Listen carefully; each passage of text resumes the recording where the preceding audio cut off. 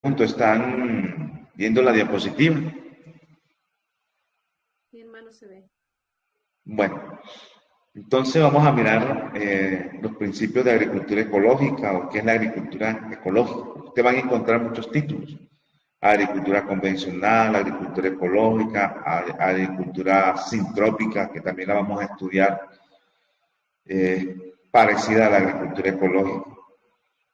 Van a encontrar agricultura orgánica, van a encontrar permacultura. O sea, hay muchas, así como hay medicinas naturales diferentes, ahí también hay diferentes, digámoslo así, agriculturas alternativas. Aquí vamos a enfocarnos un poco más, más allá de la, porque a veces la agricultura orgánica solamente se limita a la preparación de abonos, ¿ya? Y la agricultura ecológica ya cobija es la parte de ecología, no solamente el cultivo, sino que hay que estar con el medio ambiente, muy parecida a la agricultura sintrópica. La agricultura sintrópica articula el medio ambiental también con las hortalizas, frutas, en cierta orden. Pero la agricultura ecológica es la práctica agrícola que articula el accionar del hombre, el medio forestal, el medio ambiental, el medio forestal son los árboles, articula el suelo, los microorganismos del suelo y del medio ambiente, y que están también pues, en nuestro medio de la atmósfera, articula el clima, los insectos, la maleza, que se llaman arbences, las malezas se le llaman arbences, y de esa manera, pues, se articula todo eso, hay que tenerlo en cuenta. Y como habíamos visto o hemos nombrado, la agricultura funciona adecuadamente a partir de leyes naturales, de leyes de la naturaleza. En el libro Hogar Cristiano, página 128-129, dice así: leyes idénticas rigen la naturaleza y la humanidad. Del mismo modo deberíamos enseñar nosotros. Aprendan los niños a ver en la naturaleza una expresión del amor y de la sabiduría de Dios. Líguese el concepto de Él al ave, la flor y el árbol. Lleguen todas las cosas visibles a ser para ellos intérpretes de lo invisible y todos los sucesos de la vida, medios de enseñanza divina. Al mismo tiempo que aprenden así a estudiar lecciones que enseñan todas las cosas creadas y todas las circunstancias de la vida. Muéstrese que las mismas leyes que rigen las cosas de la naturaleza y los sucesos de la vida deben regirnos a nosotros, que son promulgadas para nuestro bien y que únicamente obedeciéndolas podemos hallar felicidad y éxito verdadero. Entonces vemos aquí, muéstrese que las mismas leyes que rigen las cosas de la naturaleza, o sea que en la naturaleza hay leyes, ¿ya? Y también los sucesos de la vida, y que únicamente obedeciendo las leyes de la naturaleza podemos hallar felicidad y éxito verdadero. Entonces, siempre tenemos que tener en cuenta que la agricultura debemos hacerla en base a principios. Cuando el hombre guarda las leyes naturales, la naturaleza va realizando todo el proceso de producción. Si guardamos las leyes naturales, la naturaleza realiza todo el proceso de producción. Entonces, hay que tener en cuenta que hay unos factores que van a modificar la producción agrícola. Y cuando usted va a sembrar, usted tiene que estar pendiente de todos esos factores, ¿ya? No es, mucha gente piensa que la agricultura es hacer un huequito en la tierra, sembrarle, echarle agüita y listo, que crezca. Y ya va a dar las cosas. Usted tiene que mirar muchas cosas, muchas cosas. Dentro de eso tenemos el suelo. El suelo es fundamental. Hay que conocer los tipos de suelo, de acuerdo a su textura, su estructura, lo que tiene adentro, el pH, los microorganismos que tenemos ahí. Entonces, el suelo va a ser el primer capítulo que vamos a estudiar porque cada planta tiene un suelo donde él crece mejor. Inclusive hay unos suelos donde él no va a crecer. Así hay nutrientes, existe el pH, existen todas las otras condiciones. Pero si el suelo no es el apropiado, no va a funcionar. Entonces usted tiene que entender, siempre que vaya a sembrar, hágase la pregunta. Voy a sembrar esto. ¿Este será el tipo de suelo que mi planta necesita? No solamente por ser suelo, ya a usted le va a dar las cosas, no. Tiene que ser un suelo que sea adecuado para ese cultivo. El clima. Igualmente, el clima también. El clima tiene unos elementos que están ahí, por ejemplo, la lluvia, el viento, la temperatura, que es también importante. Todas las plantas no crecen en la misma temperatura. Cada planta tiene una temperatura apropiada. Entonces, a veces, ay, voy a sembrar, por ejemplo, esta mora por allá en una tierra caliente. Eso no le va a dar. Entonces, usted tiene que saber, cuando vaya a sembrar, no solamente tiene que decir, este será la tierra para esto. Después pregunta, este será el clima para esto. Y también tenemos la humedad relativa. La humedad relativa también es otro factor del clima, ¿ya? De ciertos tipos de humedad eh, influyen en la producción agrícola. La presión atmosférica también.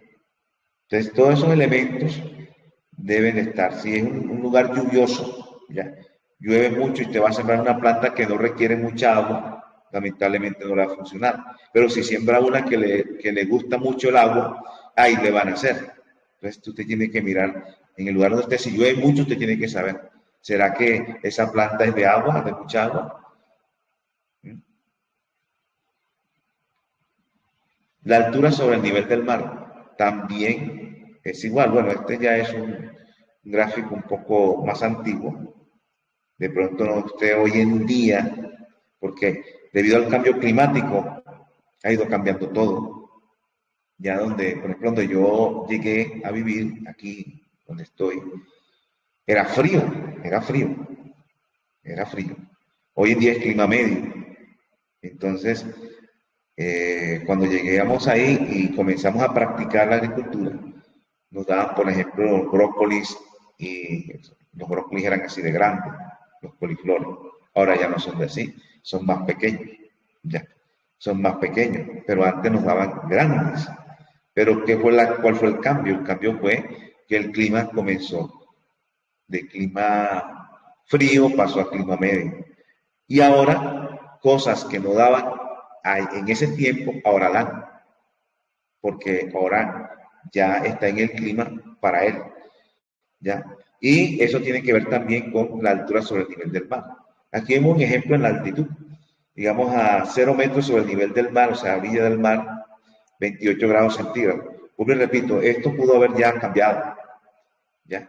Pudo haber cambiado ya por el tema de tengo que buscar una más actualizada, pero lo puse aquí como ejemplo de que ustedes vean que de acuerdo a la altura sobre el nivel del mar, pues hay temperaturas. Y usted tiene que mirar la altura sobre el nivel del mar en que se da bien la planta, la temperatura.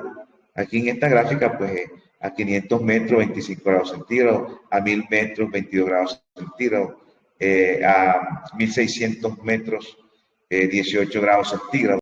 Y aquí ya es, en esta parte ya es frío. ¿Ya?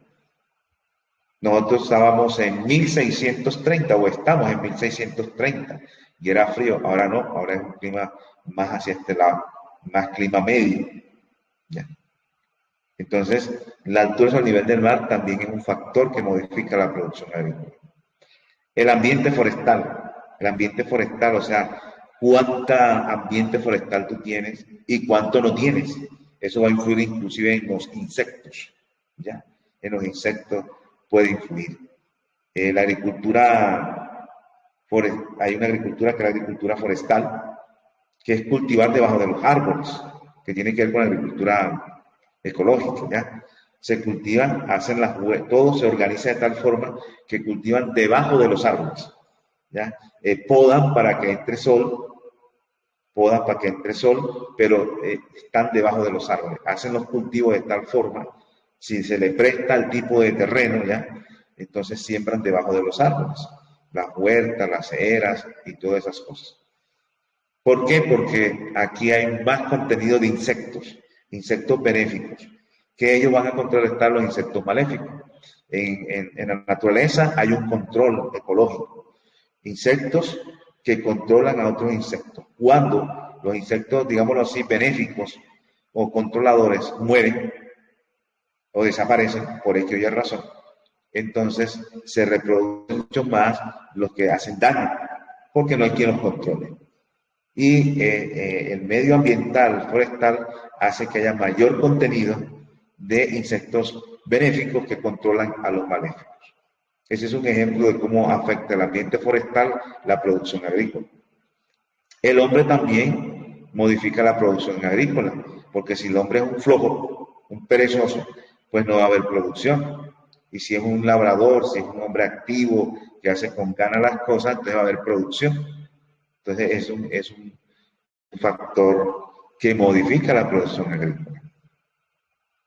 Los animales también, el ataque de los animales, de los pájaros que se comen la huerta, que pican por allá, el conejo que se come también los animales, todos ellos tienen un efecto sobre la producción agrícola, que hay que tener manejo de eso. Los microorganismos que están en la tierra, deficiencia de microorganismos benéficos que igual, así como hay insectos que controlan a los insectos malos, aunque ellos no es que sean malos, sino que cuando se reproducen demasiado comienzan a atacar. ¿Ya? Cuando se reproducen demasiado porque no está haciendo una buena función el insecto controlador. Igualmente los microorganismos son iguales. Hay microorganismos, ellos existen, deben estar allí, pero hay microorganismos controladores de los microorganismos que cuando no los controlan se vuelven patógenos, que comienzan a atacar. Entonces, ese contenido de microorganismos es fundamental en el terreno y es un factor que modifica la producción agrícola. Por eso vamos a aprender a hacer algunos caldos microbiológicos para producir microorganismos benéficos para que haya ese equilibrio a nivel del suelo de los microorganismos y se eviten ataques de enfermedades generados por microorganismos maléficos, por decirlo así. El contenido hídrico también. ¿Ya? Lugares donde no llueve mucho, pues va a afectar, si la planta requiere agua y no está lloviendo, pues se va a morir. Entonces va a afectar la producción agrícola. Al contrario, si llueve demasiado y la planta no es de mucha agua, entonces lamentablemente tampoco va a funcionar. Así que el contenido hídrico es importante. Cuando usted va a comprar una finca, tiene que preguntar, ¿aquí llueve demasiado, llueve más o menos o no llueve nada? Porque eso va a afectar. Por ejemplo, cuando yo fui a Perú, me llamó la atención que hay lugares que dicen, y he escuchado, que llueve una sola vez en el año, ¿ya? Entonces, usted ya tiene que saber ahí cómo va a manejar, porque si yo compro una finca donde no tengo quebrada, y fuera de eso, llueve una vez en el año, entonces, ¿cómo voy a sembrar las plantas que requieren agua? Entonces, todos esos detalles hay que tenerlo en cuenta, ¿ya? Que usted tenga suficiente cantidad de agua para administrársela al cultivo. Y segundo, que no vaya a tener exceso o que no vaya a tener carencia. Todos esos detalles tienen que tenerlo en cuenta. Igualmente, cuando salimos al campo, a mí me faltó una clase, bueno, voy a tratar de darla ahorita, porque surgen muchas preguntas. Yo sé que aquí hay hermanos nuevos que están pendientes de salir al campo. Y en una convención que estuve, que terminamos ayer, una hermana me estuvo hablando un poco de eso, de cuánto fracaso hay de los que salen al campo, que les toca regresarse. Entonces, yo creo que es lo primero que hay que hacer. Debí haberlo hecho antes, pero vamos a terminar aquí y yo creo que voy a arrancar con eso. Otro punto importante, las asociaciones de plantas. Los monocultivos grandes generalmente traen plagas, ¿ya? No son convenientes. ¿Por qué? Porque hay plantas que, así como ven ustedes acá, hay unas que repelen las plagas de los otros. El olor de ciertas plantas, aquí pueden haber también plantas medicinales, evita que lleguen insectos porque el olor no les gusta. Pero cuando es un solo cultivo, un monocultivo, pues los insectos llegan y si les gusta el olor de esa, les caen a todos. Mientras que asociando plantas, ese es un capítulo que vamos a estudiar que se llama la alelopatía. Inclusive hay plantas que también hacen daño a la otra planta que está al lado, no le conviene. Entonces, todo eso hay que tenerlo en cuenta. Las plagas y las enfermedades, factor que modifican la producción agrícola. Entonces, eso también lo vamos a mirar.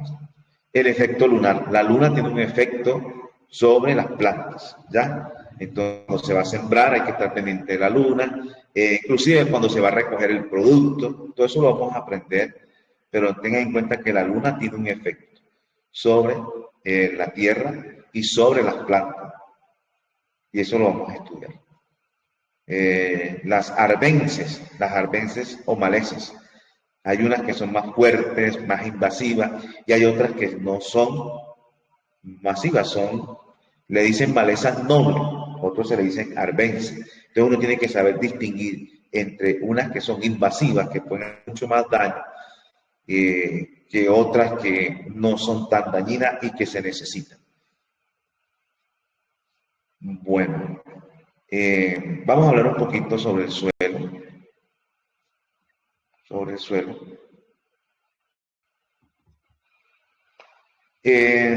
el suelo tiene varias capas. Tenemos la primera aquí arribita, que debería ser más grande, ¿no? Es la materia orgánica o humus, que es producto de la descomposición, por decir, de las hojas de un árbol que caen. Esas hojas caen, los microorganismos la descomponen y van haciendo esa capa que está llena de nutrientes, que está llena de puros nutrientes aquí. Después viene el mantillo, la siguiente capa que viene más abajo, después una capa intermedia, después viene la roca madre y el lecho rocoso. Bueno, esto varía, en las dimensiones varían de un lugar a otro. Cuando usted vayan en una carretera nueva que van haciendo, usted puede mirar de pronto varias capas al lado de la carretera, en el barranco que queda, ahí pueden mirar un poco y va a haber diferentes capas allí. ¿Ya? Ahí pueden mirarlas. Hogar Cristiano, página 129, dice: nadie se establece en un pedazo de tierra inculta con la esperanza de que dé inmediatamente una cosecha. Se debe de hacer una labor diligente, perseverante en la preparación del suelo, la siembra de la semilla y el cultivo de las mieses. Igual debe ser el proceder en la siembra espiritual. Entonces, una tierra que no se ha trabajado, dice, nadie se establece en un pedazo de tierra inculta con la esperanza de que dé inmediatamente una cosecha. Se debe hacer una labor diligente. Diligencia es ponerle ganas, estar pendiente, estar perseverante ahí, diligente, estar con esas ganas de hacerlo, perseverante en la constancia y en la preparación del suelo. Se debe preparar el suelo. ¿Ya? La siembra de la semilla y el cultivo de las mieses. Igual debe ser el proceder en la siembra espiritual. Entonces, el suelo es la parte más superficial de la corteza terrestre en que viven y crece la vegetación y otros organismos. En él crecen las plantas que proporcionan al hombre la mayoría de sus alimentos, así como muchas de las materias primas con las que fabrican productos esenciales. El suelo tiene una composición, tiene componentes sólidos, tiene componentes líquidos, tiene componentes gaseosos, tiene componentes microbiológicos. ¿Ya? Hay microorganismos en el suelo, hay unos componentes sólidos que son partículas sólidas, y hay componentes líquidos como el agua, como el humus, y hay componentes gaseosos, hay aire también, la Tierra tiene poros con aire, y están las partículas del suelo, y tenemos los poros ya con agua, poros con aire, y están los microorganismos. Y el suelo se compone de minerales sólidos y disueltos, agua, gases, residuos de organismos muertos y organismos vivos que están allí, como macro y microorganismos. Hay factores que determinan el tipo de suelo que se desarrolla en un área dada. Por ejemplo, la composición de la roca madre es importante para diferenciar un suelo de otro. Si la roca madre es de tal forma, produce cierto tipo de suelo. El clima también. El clima influye también en la composición del suelo, la topografía, el tiempo y la actividad de las plantas también. El tipo de planta que existe ahí hace modificaciones en el suelo. Y también el tipo de animales que viven ahí también pueden modificar el suelo. Desde el punto de vista de los microbiológicos, el suelo es un enorme sistema en el cual toda clase de materia orgánica se integra. Ahí se integran las plantas, los animales. Por ejemplo, el animal muere Un animal muere y pues queda en el suelo y ahí se descompone el organismo. Las plantas también mueren y ahí se descompone. Y el hombre inclusive también regresa al suelo cuando lo entierra. Entonces, hay muchas composiciones aquí. Mucha de la actividad de los organismos del suelo depende de los residuos de la energía de esta materia muerta. ¿Ya? Los microorganismos viven en esa materia muerta que la descomponen y de ahí sacan su energía. A través de esta actividad, las sustancias regresan a un estado inorgánico original, como minerales, gases, agua, y continúan en el ciclo ecológico una vez. Ese es un ciclo. ¿Ya? Nuevamente vuelven las plantas a recoger esos minerales, la planta crece, se reproduce, muere y nuevamente la descompone el microorganismo y caen nuevamente y esos minerales son recopilados y así sucesivamente sigue el ciclo. La velocidad con que ocurre el proceso de descomposición de los seres depende primordialmente del clima, ¿ya? Y la composición también del suelo. Esa descomposición le llamamos humus. Humus es la sustancia que se ha descompuesto hasta el punto de que la materia original no puede distinguirse. Ese es el humus. Cuando hablemos de humus, es tanto la materia animal, vegetal, se descompone de tal forma que el material original no puede ya distinguirse. La proporción de humus o materia orgánica descompuesta es importante para los ecosistemas del suelo. El humus es un depósito de sustancias necesarias a los organismos vivientes. O sea, en ese humus, en esa descomposición que hubo de la materia orgánica, hay sustancias que son necesarias para los organismos vivientes. También el humus afecta a la acidez del suelo y el poder disolvente del agua también. Tenemos la cobertura del suelo. La cobertura es esa materia también vegetal que no se ha descompuesto, pero que está cubriendo el suelo. En este caso se colocó aquí cobertura vegetal muerta. Y la cobertura vegetal puede ser definida como la capa de vegetación natural que cubre la superficie terrestre. ¿Ya? La capa está cubierta por plánticas, por ejemplo. Y ese es un tipo de cobertura viva. Comprendiendo una amplia gama de biomasa con diferentes características fisionómicas y ambientales que van desde los pastizales hasta las áreas cubiertas por bosques naturales. También se incluye las coberturas vegetales inducidas, que son el resultado de la acción humana, como serían las áreas de cultivo. Entonces aquí vemos una cobertura también muerta, como esta, que es algo seco que se colocó allí. ¿Por qué es importante la cobertura? Así sea viva como esta que tiene, digamos así, arbences o malezas, o de la seca que uno la puede colocar, para que un suelo cumpla todas sus funciones de fertilidad, de autoprotección, de control de pH, de actividad microbial, control de temperatura, control de humedad y muchas cosas. Es imprescindible que tenga cobertura. Entonces, tiene que tener cobertura viva o cobertura muerta. ¿Ya? Cobertura viva o cobertura muerta. ¿Para qué? Para que no se seque muy rápido y para que pueda hacer todos esos ciclos de actividades que pueden tener. Y tenemos la cobertura vegetal muerta, como esta que ustedes ven aquí, y cobertura vegetal viva con arbences, no agresivas, porque hay un tipo de maleza que sí toca un poquito mejor controlarla de otra manera, arrancándola, pero hay otras que sí se pueden controlar, que no necesariamente tiene usted que limpiarlas, que son malezas nobles, se llaman, o arbences nobles, mientras que hay otras que son arbences agresivas. Entonces uno tiene que diferenciarlas, porque hay gente que quiere quitarle, siempre estar teniendo todo limpio, y influye. A veces los insectos llegan y se quedan aquí, y como están allí se pasan para acá, en algunas ocasiones. Y cuando quitan todo esto, el insecto no haya dónde llegar porque no tiene dónde estar aquí y se viene para las plantas de acá. Esa es una teoría, ¿no? Que hay, porque la gente siempre ve los insectos acá, entonces como están los insectos aquí hay que quitarlos, entonces quitan la maleza. Bueno, sí, se quitó la maleza y ¿para dónde coge el insecto? pues se viene para acá. Y otros lo mantienen aquí, es para que el insecto esté aquí y para acá. Ese es como un debate que hay, un debate. Por eso hay unos que lo quitan y otros que lo dejan.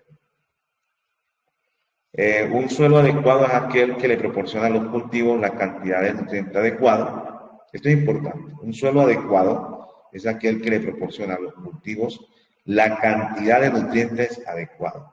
Materia orgánica, agua como elemento fundamental para todo tipo de vida, oxígeno del aire en los poros y oxígeno del aire y del para la adecuada respiración de las plantas, ¿ya? Y la cantidad adecuada de microorganismos. Eso es lo que tiene que aportarle un suelo. Cantidad de nutrientes adecuados para el cultivo. La materia orgánica que debe de haber ahí, materia orgánica que está descomponiéndose, debe tener agua, debe tener oxígeno, por eso hay que a veces picar la tierra para que entre oxígeno. Y adecuada cantidad de microorganismos.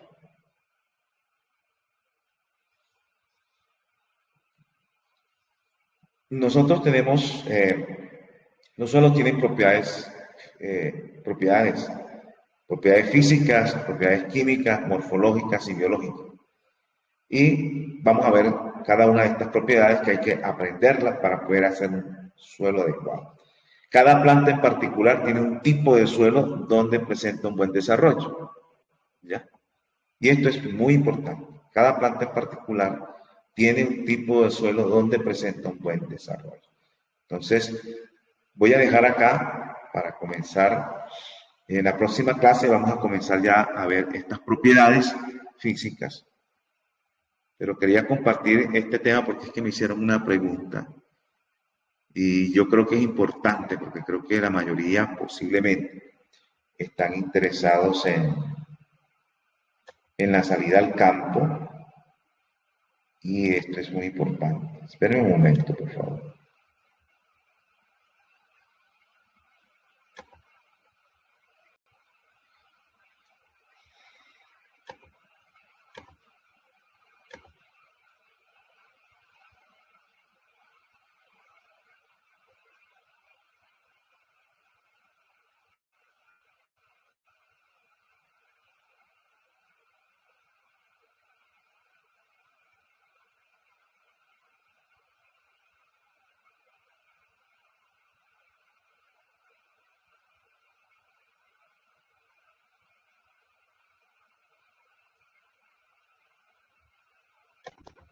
Bueno, ya encontré aquí, ya.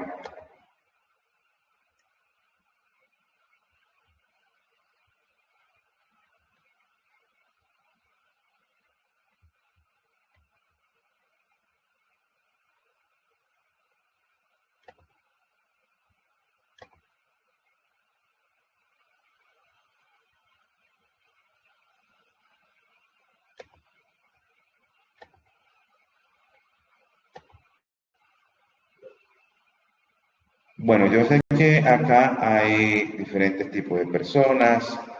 Hay personas que son de campo, siempre han sido campesinos o han vivido en el campo, otras personas no. Y siempre surgen preguntas porque ha habido una gran cantidad de hermanos que se han devuelto. ¿Ya? Y entonces, uno tiene que mirar muchas cosas. La gente sale muy contenta y se devuelve y ha habido una gran cantidad porque no hay preparación. En Génesis 12:1 dice, pero Jehová había dicho a Abraham, vete de tu tierra y de tu parentela y de la casa de tu padre a la tierra que te mostraré. Aquí dice, en la Patriarcas y Profetas, página 104-105, dice, el mensaje de Dios a Abraham fue, vete de tu tierra y tu parentela y de la casa de tu padre a la tierra que te mostraré. A fin de que Dios pudiera capacitarlo para su gran obra como depositario de los sagrados oráculos, Abraham debía separarse de los compañeros de su niñez. La influencia de sus parientes y amigos impediría la educación que el Señor intentaba dar a su siervo. Ahora que Abraham estaba en forma especial unido con el cielo, debía amar a extraños. Su carácter debía ser peculiar, diferente del de todo el mundo. Ni siquiera podía explicar su manera de obrar para que la entendieran sus amigos. Las cosas espirituales se disciernen espiritualmente y sus motivos y acciones no eran comprendidos por sus parientes idólatras. Por la fe Abraham, siendo llamado, obedeció para salir al lugar que había de recibir como herencia y salió sin saber a dónde iba. Hebreos 11:8. La obediencia incondicional de Abraham es una de las más notables evidencias de todas las Sagradas Escrituras. Para él la fe era la certeza de lo que se espera, la convicción de lo que no se ve. Confiando en la divina promesa, sin la menor seguridad externa de su cumplimiento, abandonó su hogar, sus parientes y su tierra nativa y salió sin saber a dónde iba, fiel a la dirección divina. Por la fe habitó como extranjero en la tierra prometida como en tierra ajena, habitando en tiendas con Isaac y Jacob, coherederos de la misma promesa.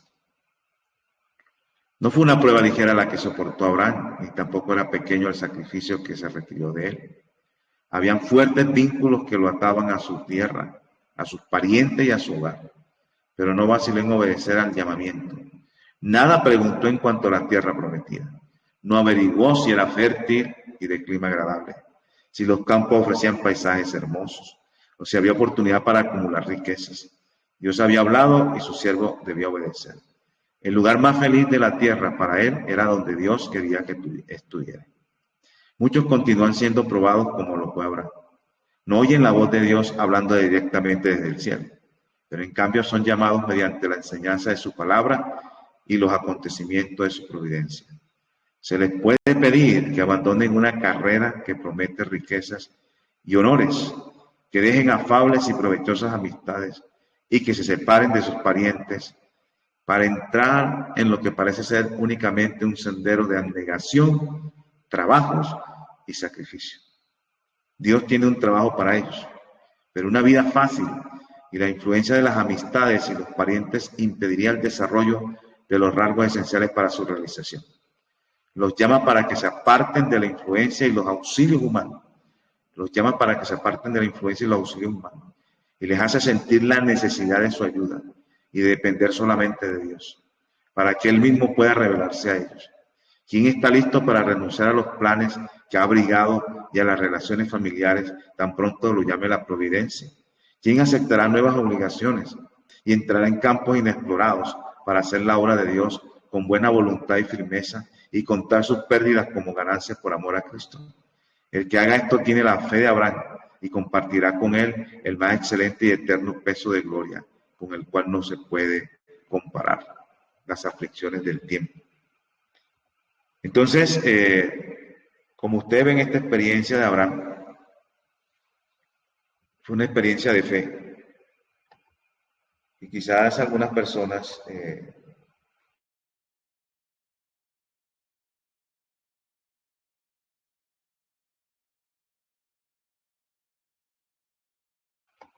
entienden que se nos ha llamado a salir al campo y quizás en esta experiencia salen, pero sin ningún conocimiento, nada. Y les toca regresarse. Les toca regresarse. Y vemos ahí todas las cosas que hemos visto ahí. Él obedeció, siguió, perseveró y triunfó. Entonces, vamos a mirar algunas recomendaciones. Algunas recomendaciones. Mi experiencia fue prácticamente algo parecido a esta. No quiero aparecer aquí de alabarme por eso. Pero quizás las experiencias de cada uno de nosotros somos diferentes.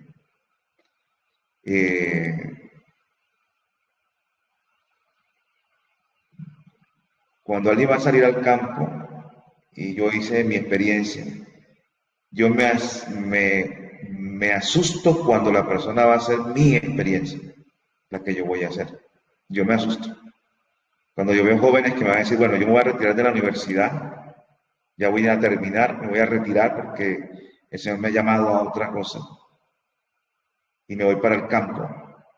Yo me asusto, porque así lo hice yo estaba en octavo semestre de química y farmacia.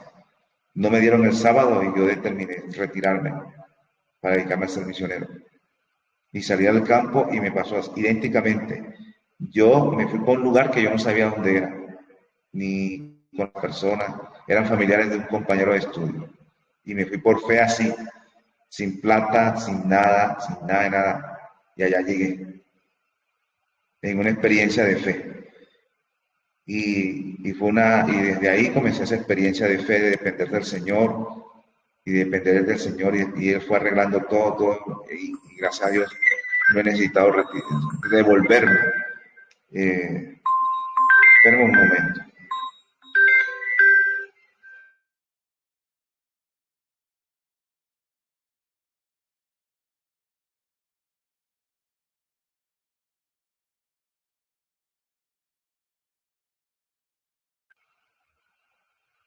Eh, bueno, entonces como les estaba comentando, eh, en esa experiencia el Señor lo ha dirigido a uno y lo ha llevado. Pero cuando alguien me dice a mí, un joven, me voy a retirar de la universidad para irme a preparar al campo como misionero, yo me asusto, yo me asusto. No porque yo me crea mejor o porque yo sí tuve fe, yo sí tuve, bueno, no sé, pero siempre uno tiene temor porque uno ha visto varios. Inclusive cuando yo me retiré, conmigo se retiró otro joven adventista que estudiaba conmigo, la misma carrera, ya, y él también se retiró, pero él se devolvió otra vez. Duró mucho tiempo para terminarla porque el tema era el sábado, pero terminó al final. Y al final se quedó en la ciudad, siendo él campesino, porque él era campesino. Yo me fui cuando los papás de él y él al final no salió. Entonces, y se devolvió otra vez a la universidad y terminó, pues sigue siendo adventista, pero esto que él tenía en la mente no lo cristalizó. Entonces, siempre uno siente temor en esto y por eso uno quiere dar consejo en la salida al campo. No es lo mismo dar consejo a una persona del campo, a una de la ciudad, que una persona que salió de la ciudad, tuvo su experiencia en el campo y presenta, porque entiende los temores, las situaciones de la ciudad. Mientras que el del campo no. El del campo pues siempre ha sido el campo y todo lo puede presentar hasta sencillo. Pero el del otro lado, el que le tiene miedo a una culebra, el que le tiene miedo a un mosquito, el que no sabe ni caminar, porque usted cuando sale de la ciudad al campo, si nunca ha estado en el campo y en la montaña, usted no sabe ni cómo se camina, ¿ya? Y se la pasa más en el suelo que caminando. Entonces, desde allí comienzan muchas cosas. Te voy a compartir varias, varias recomendaciones a tener en cuenta. Y más cuando salimos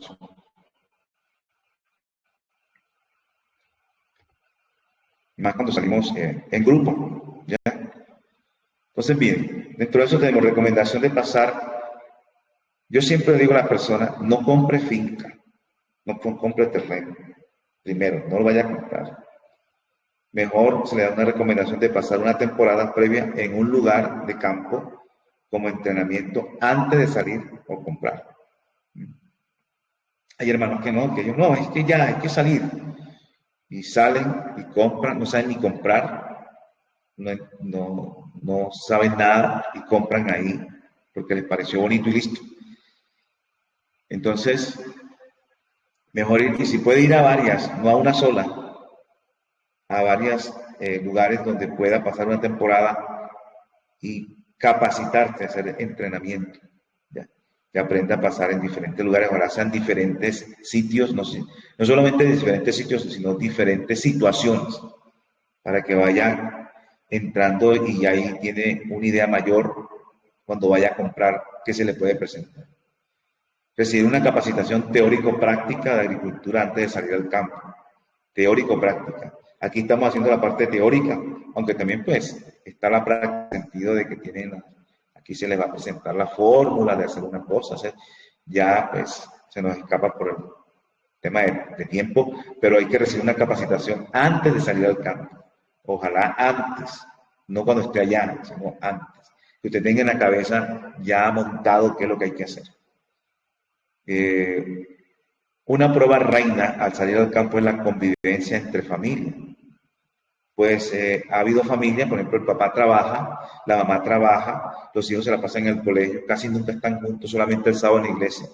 Pero el sábado en la iglesia ella está en la escuela sabática de jóvenes, el papá está por allá que en la escuela sabática de otras cosas, los niños están por allá en otras partes, y en sí lo que pasan es un poquito en la tarde y después vienen a la iglesia, que es sociedad de jóvenes. Muchas familias han ido al campo y ya les toca vivir todo el tiempo juntos, trabajando la huerta, haciendo las cosas. Y esas convivencias no estaban acostumbradas. Y comienzan los problemas, los roces, hay mayor problema, como ocurrió en el COVID, que se encerraron en una familia, familias que vivían bien, hasta hubo divorcios, separaciones, de todo, porque no les costó convivir. Así ha pasado en el campo. Se ha vuelto más terrible la convivencia de esa familia en el campo que cuando viven en la ciudad, que cada uno tenía sus propias actividades. Ese es uno. Y otro es con las mismas, a veces salen dos, tres familias, como es recomendable, y en la iglesia sí, muy contentos, comparten para allá y para acá, dan estudios bíblicos, celebran sus cosas, comen, y hermanitos espectaculares. Pero cuando ya se fueron para el campo y están conviviendo, y algunos cometen el error de vivir en una misma casa, se van tres familias a la misma casa. Terrible eso. Eso se destruyen tremendamente, porque no se han conocido. Y ahí es que comienzan a conocerse, que el uno es desordenado y el otro es ordenado. Y ahí vienen miles de cosas, que el uno es perezoso, que el uno no le gusta mucho trabajar y el otro sí trabaja. Y de ahí comienzan los problemas. Y entonces se recomienda mejor que vivan en cada familia en su propia casa, en su aparte, y no muy cerquita, no al lado, lejos, lejitos, algo lejos, para que los problemas de una familia no se vuelvan de los otros. Y aún así, cuando están allá, comienzan problemas y problemas y problemas. Entonces, esa es una prueba reina. Cuando usted vaya al campo, va a saber que tiene que enfrentar algunas circunstancias en el tema de la convivencia, porque usted no conoce a los hermanos. Y aunque estamos luchando por el Señor, tenemos nuestras deficiencias y debilidades. Entonces, eso tiene que ir usted preparado. Hay gente que no va preparado para eso. No va, entonces se devuelve. Yo conozco hermanos que la pasan de finca en finca, andando, dele y no conviven con ninguno. Y tienen que vender y se van porque ni siquiera con los hermanos vecinos que están en otra finca pueden convivir. Y eso es un fracaso. Entonces se devuelven otra vez a la ciudad, lo mismo. Eh, hay que tener claro por qué sale usted al campo, cuál es la razón por la cual usted sale al campo. Ya, si es simplemente por el aire puro, por un ambiente más sano, o si usted sale a hacer un ministerio, si usted sale a hacer un puesto de avanzada, si usted sale a hacer una escuela de misioneros, o si usted simplemente sale a sembrar sus maticas, a vivir con su esposa allí y listo. Tiene que tener claro eso, porque a veces van con esa mentalidad de vivir solos o dedicarse a su familia ahí y se meten en una fundación, por ejemplo, donde tienen que vincularse y después están ahí como que, bueno, como algo extraño, y cuando no tiene que saber usted por qué sale al campo. La salida al campo es como una visión de evangelizar las ciudades, no de quedarnos ahí, sino cómo llegar a las ciudades o a los pueblos. Entonces, a qué distancia le queda, si es difícil salir, cómo son las condiciones de transporte, todo eso tiene usted que mirar. Si tiene fácil, si es accesible para usted poder hacer la evangelización, todos esos detalles. Hay hermanos que compran en unos lugares, bueno, ellos dicen que el Señor lo colocó allí, los pacientes tienen que llevarlos cargados por allá en unas, no tienen carreteras o no tienen caminos adecuados. Bueno, cuesta mucho hacer la hora que la persona llegó, la pudo haber pasado muy bien allí, se sanó, pero volver otra vez la piensa en la entrada y la salida. La recomendación es de salir dos o tres familias mínimo en apoyo para ayudarse, ¿no? Algunas personas salen solas y después que están solos ahí se sienten aburridos y tienen que devolverse porque no son capaces de estar solos. Pero la Managua siempre recomienda dos o tres familias para que se ayuden, para que hagan un trabajo comunitario, para que puedan crecer en la convivencia. Al salir a comprar finca e ir en periodos de no lluvia. Es interesante esto. Hay gente que sale y es cuando está lloviendo. Entonces todo está bonito, todo está verde y la quebrada que pasa por ahí está, uff, se desborda. Pero cuando deja de llover, se acabó, queda vacía. Y le dice, mire, es que aquí hay muy buena agua, mire la cantidad de agua que corre aquí. Y usted no sabe que usted fue lloviendo, cuando estaba lloviendo y cuando se seca, cuando no está lloviendo, eso se seca. Y necesitamos agua es cuando esté sin llover, porque usted para qué necesita agua en una quebrada si está lloviendo. No necesita agua, necesita es cuando no esté lloviendo. Entonces, hay que salir a comprar finca, más bien es en esos periodos, o por lo menos a observarla, donde usted va a ir y cuando no está lloviendo se pone seca todo, todo se pone seco y se ve todo feo y dice, tan bonito que era y mire cómo quedó ahora. Y usted a veces lo complique porque se veía bonito y resulta que la mayoría del tiempo que no llueve no se ve como usted lo compró. Los tipos de clima también es importante. Hay personas que no soportan el clima caliente y se van por una tierra caliente. O llegan en el clima frío y no soportan el frío, se enferman. Uno se enferma en el clima caliente, otro se enfermó en clima frío. Y entonces usted tiene que ver, el clima es importante también para los cultivos. Ay, yo venía aquí con el interés de sembrar mora y está por allá en un clima súper caliente y entonces salió decepcionado porque no puede sembrar lo que usted quería. O yo quería sembrar hortaliza y está en un clima por allá muy caliente y no puede sembrar la zanahoria, la remolacha. Entonces se decepcionó, no. Toca devolver, toca vender esto y volvernos otra vez porque aquí no era donde yo quería estar. Entonces, todos esos detalles hay que tener en cuenta. El tipo de suelo, ¿ya? Si van a salir unos ancianos, porque ahora está de moda que los que están saliendo no son jóvenes, sino puros ancianos, y van a comprar un suelo arcilloso, por ejemplo. Con el suelo arcilloso hay que trabajar con ganas, hay que tener fuerza, energía. Se ponen a comprar un suelo arcilloso. Compre un suelo arenoso o franco, que esté algo suave, que usted pueda lavar, pero un suelo súper arcilloso y uno ya anciano. Entonces hay gente que comete, porque no sabe de suelo. Ay, sí, se ve muy bonito aquí, compremos. Y cuando va a trabajar, no es capaz de hacer nada, ni un huequito. ¿Por qué? Porque ese suelo no está adaptado para su actividad si usted está muy anciano. Inclusive hay gente también, jóvenes que son perezosos o que no, y compran, y cuando ven que tienen que trabajar mucho, no, esto aquí no, no, yo mejor me voy. Y se devuelven, solo por el tipo de suelo. La distancia a la ciudad es importante dependiendo de lo que usted quiera hacer. ¿Ya? Entonces también después dicen, ah, tan lejos que compramos, eso es muy lejos y ya uno ya está anciano para andar caminando y esto y aquello, o uno tiene que pensar aún en eso, porque a veces decimos, oh, el Señor ya viene pronto y muchas veces el Señor no viene cuando uno quiere, sino cuando Él prevé venir. Y después ya tienen que vender porque es muy lejos y usted ya está muy, bueno, por alguna enfermedad o algo no puede. Entonces, todos estos detalles hay que tenerlo en cuenta antes de salir al campo, al campo. Bueno, voy a dejar un espacio para alguna inquietud, alguna pregunta que deseen hacer.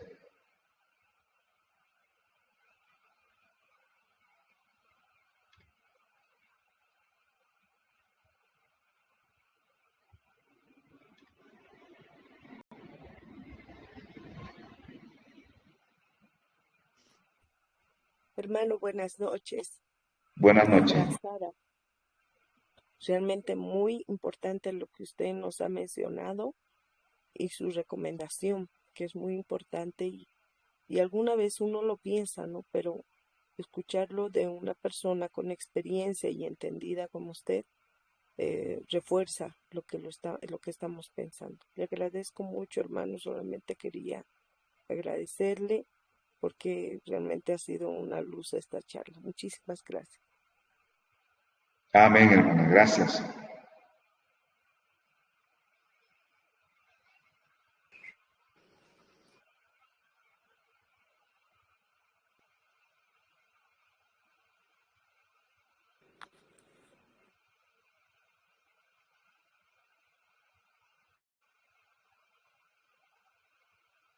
¿Alguna otra persona tiene alguna inquietud, alguna pregunta?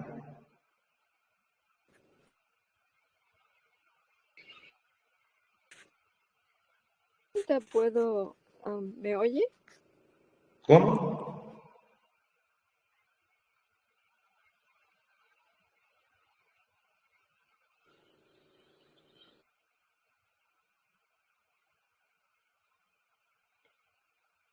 Alcancé a oír un poco, pero no, ahora no escucho nada. Es que aprieta. Ok, ¿ahora me oye? Sí, ahora sí. Ok, tengo una pregunta. No sé si usted la cubrió porque tuve que salir por unos minutos.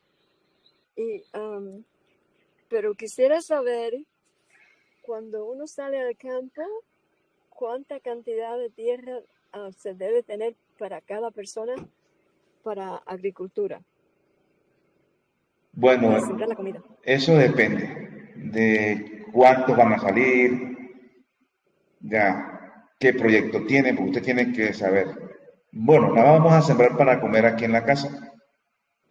Entonces usted tiene que mirar cuántos miembros de familia están. Segundo, cuánto comen, porque hay unos que comen poquiticos y otros comemos bastantes.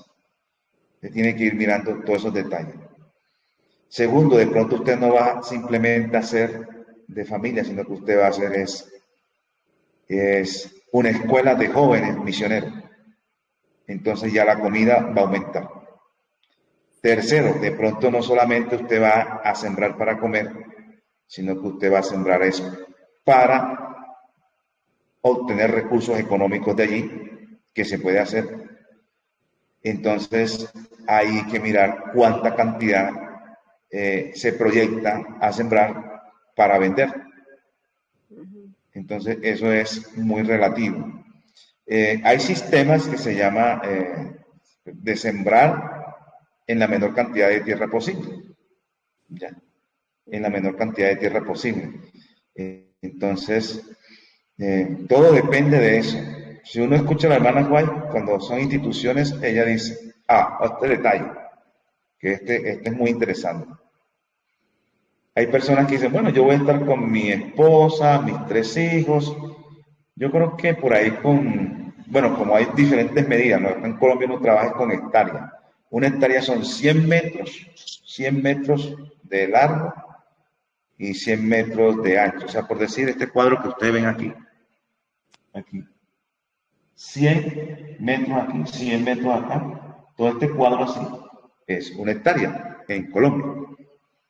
Entonces, la gente dice, bueno, yo con una hectárea, una persona ahí, en una hectárea, si la siembra bien, esa hectárea, entonces obtiene para 3 niños pequeños, la esposa y el hijo, ahí puede conseguir mucha comida para comer.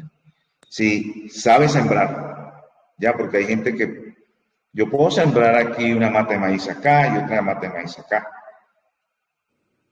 bien, y me dan, pero puedo sembrarlas aquí y también me dan.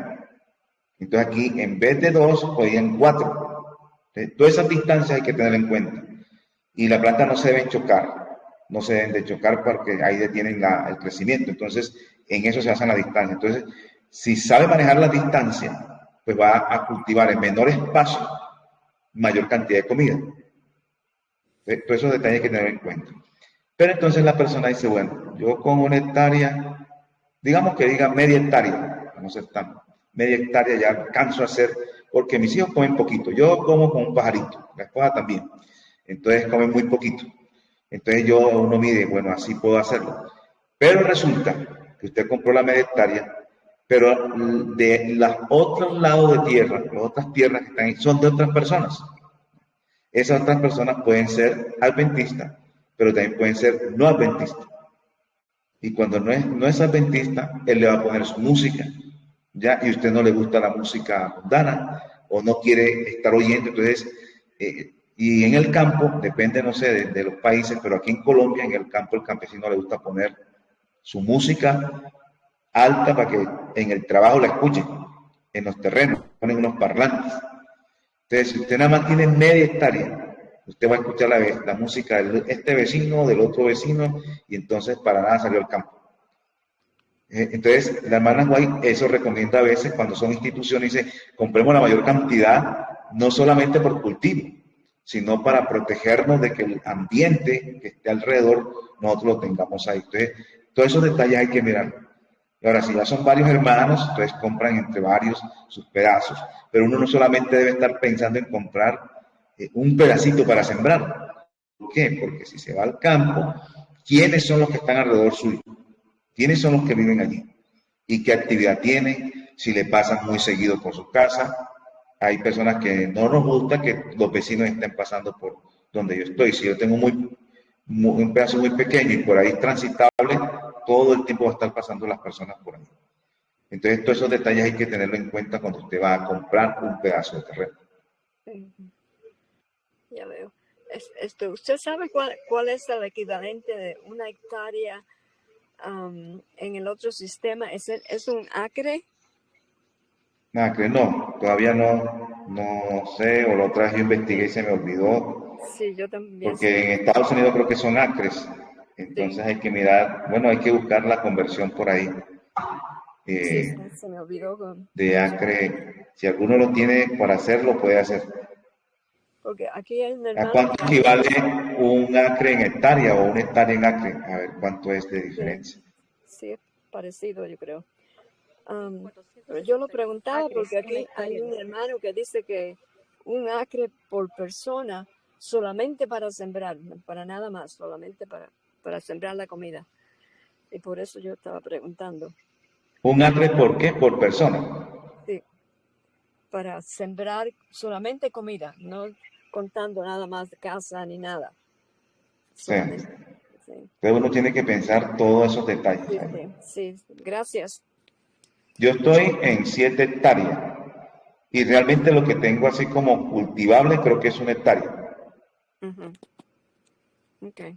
Ahora usted tiene que pensar si usted va a tener caballos, sí, hay unas personas que tienen animales, Sí, porque aquí hay sí. personas que tienen vacas para el estiércol, para tener su propio estiércol, para hacer los fermentos, para hacer los abonos. Entonces tiene que pensar también en esos animales. Sí, sí. Ok. Gracias, profesor.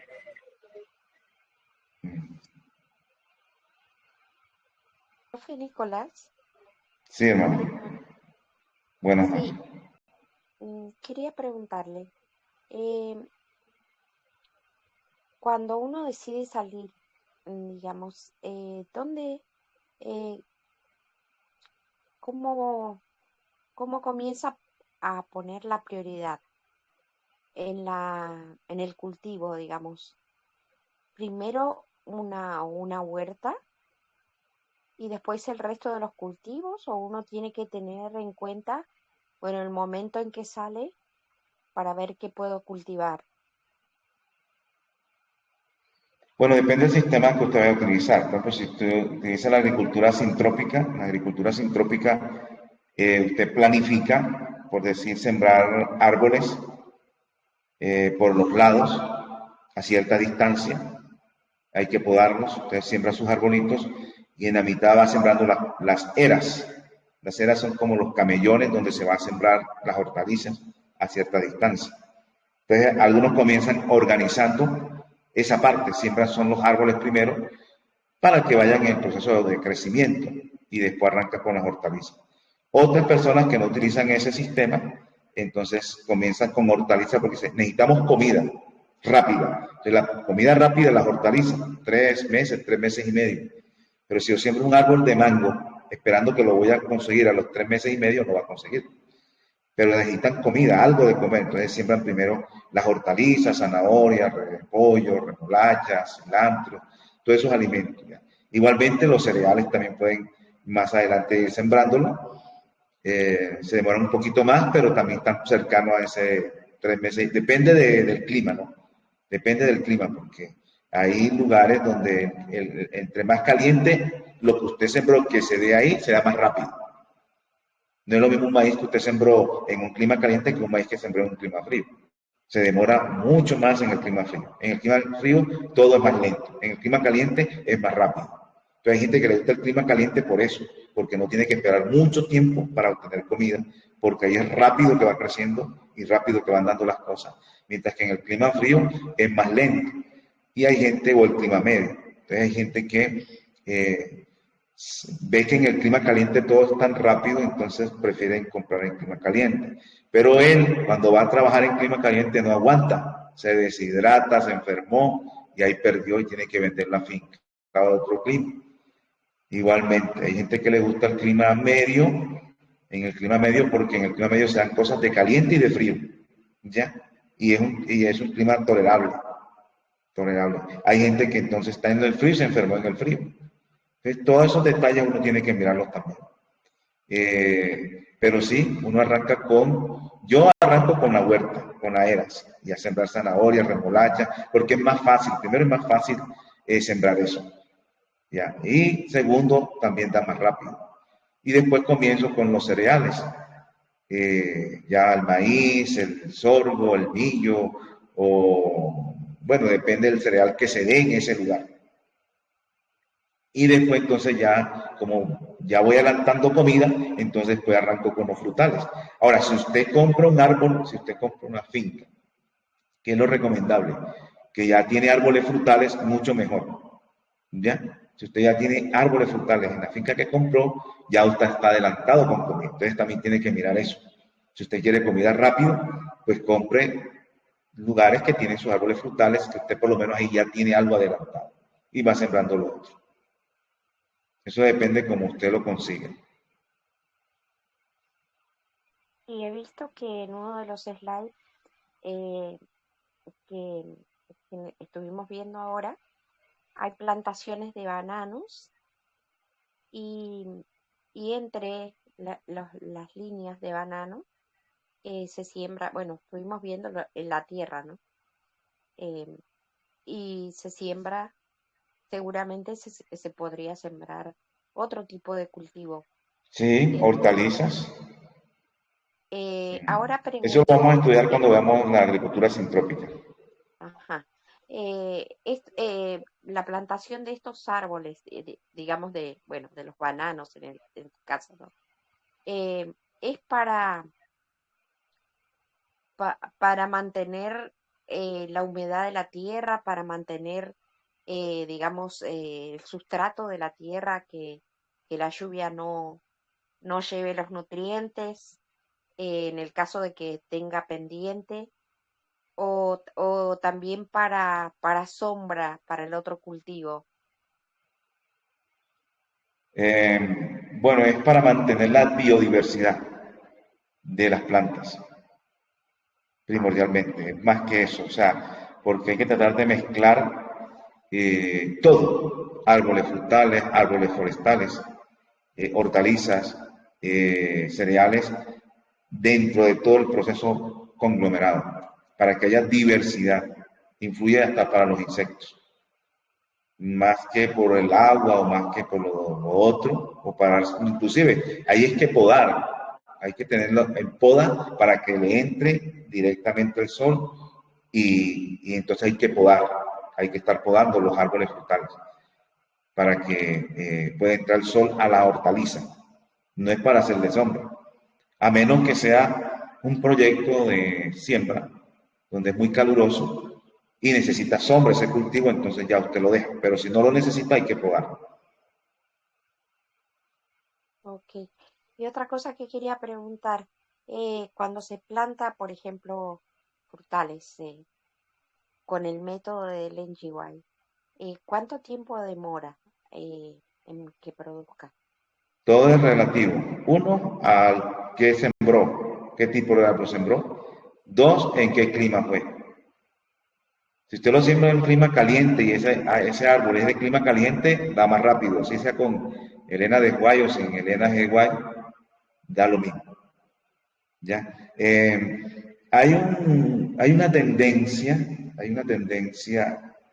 en nosotros acá, en la agricultura, en algunos hermanos, que piensan que el único método que tenemos que utilizar es ese, que tenemos que obligatoriamente hacer. ¿Ya? Hay otros métodos que también dan resultados, pero no es el único. Porque a veces si usted enseña otro, ya dicen que uno ya apostató, que porque está enseñando otro método que no es el de drenaje de White. Ese es un método que el Señor utilizó y que no era de ella prácticamente. O sea, La gente piensa que fue una revelación en el sentido de que Dios le reveló directamente algo diferente a lo normal. No, era algo que también algunas personas ya utilizaban, sino que ese fue el que ella más implementó.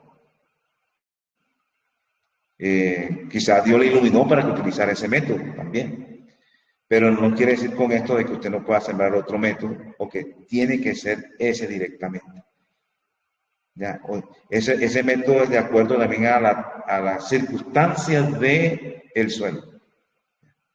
Porque en un suelo pedregoso, por ejemplo, un suelo pedregoso, ese método es con piedras.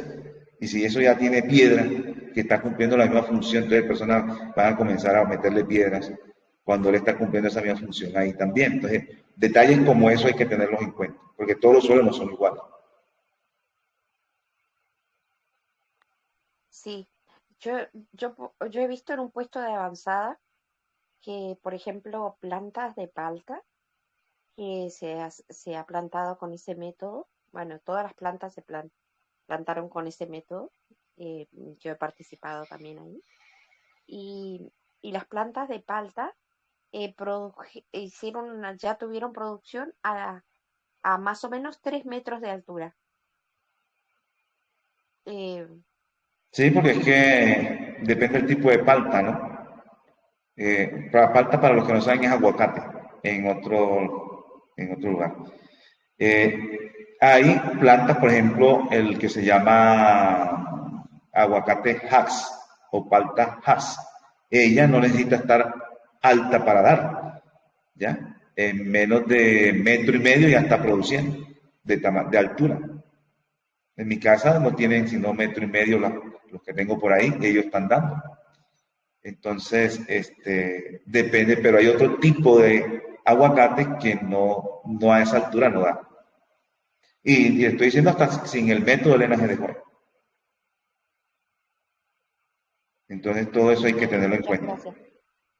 Sí, no sabía que había variedad de Sé lo paltas. que hay, hermana, variedades y cada una tiene sus características diferentes en cuanto a tiempo, tamaño en que comienzan a dar y todo eso.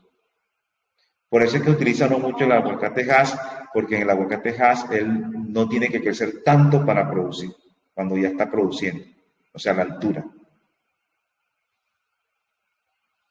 Tomado clases de aguacate, ¿no?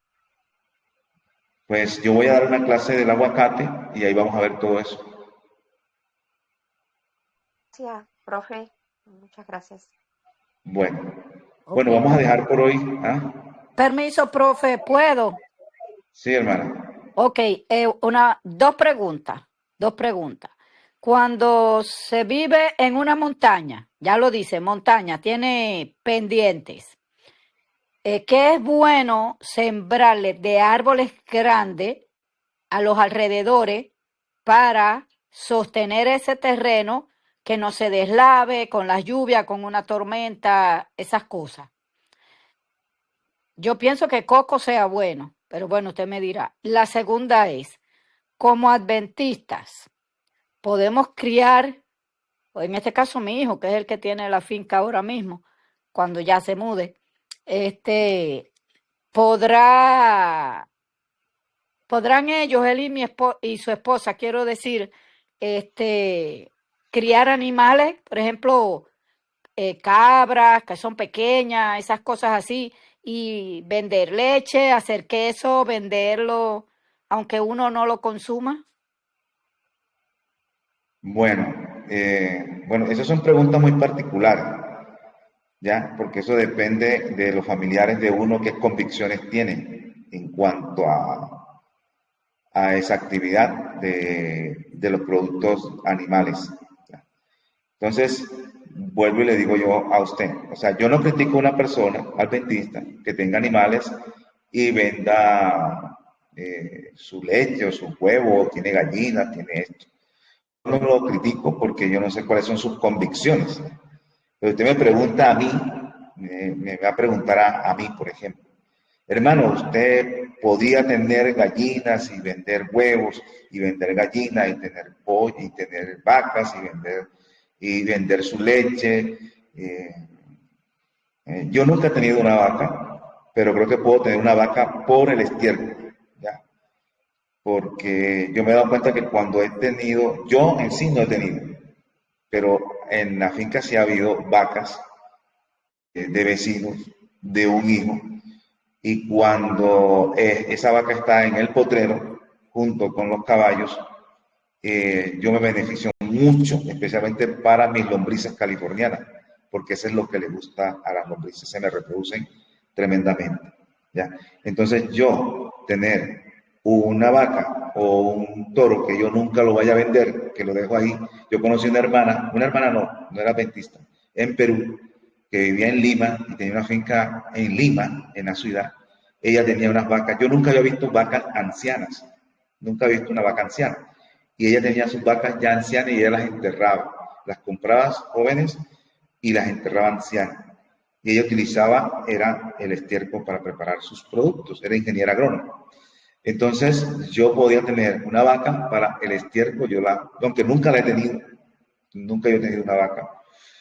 Pero si usted ya me dice, hermano, entonces usted podía tener una vaca para sacarle leche o para matarla, para vender su carne y tener pollo, para vender pollo y huevo y eso es.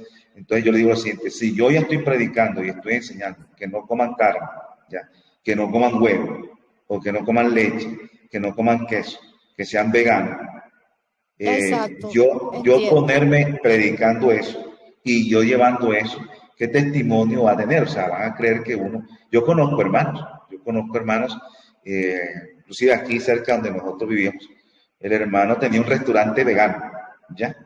Él tenía su restaurante vegano, pero él no atendía el restaurante, lo tenía la esposa y los hijos. Y él tenía su carnicería, ¿ya? Entonces, su negocio era una carnicería, pero tenía su negocio vegano. Entonces, eso para mí no es como una incongruencia. Yo decir algo y promocionar algo y decir algo y por otro lado llevando las cosas. Es como decir Entiendo. uno, no tome alcohol y yo tengo mi cantina.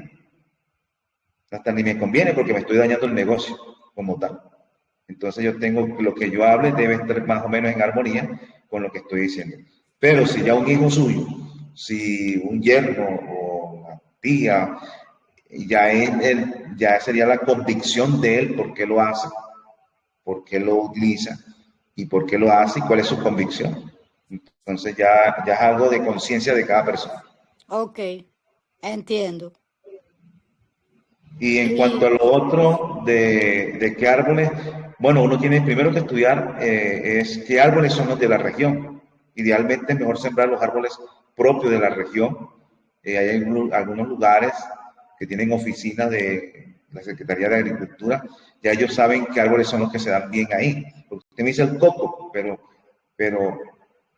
pero si es un clima frío y de pronto el coco allá no va a dar y ni va a crecer igual. Entonces es mejor utilizar árboles de esas regiones. Esa parte yo no la manejo, de los árboles de cada región. De esa parte no es, bueno, la verdad no me he dedicado de lleno a eso por tantas actividades, porque a uno le faltan algunos detalles en algunas cosas de los árboles ornamentales. sí, pero podrían ser árboles grandes, como árboles frutales, fuertes, que de los que se Sí, ven en la ¿no? Todo región, pero que eso, son los los fuertes para aguantar el terreno. sí, para que le ayude a sostener ahí con sus raíces largas y fuertes. Exacto. Mm. Ok. Gracias, hermano. Dios le bendiga y gracias por las clases. Bueno, vamos a orar para terminar. Vamos a orar. Padre nuestro que estás en el cielo, te damos gracias porque tú eres grande, eres poderoso, eres el dador de la vida. Estamos aquí con el objetivo de agradecerte por la oportunidad de estudio. Gracias porque tú eres nuestro ayudador y sustentador. Todo esto te lo pedimos y te lo agradecemos en el dulce nombre de Cristo Jesús. Amén. Amén. Muchas gracias, profeta. Bueno.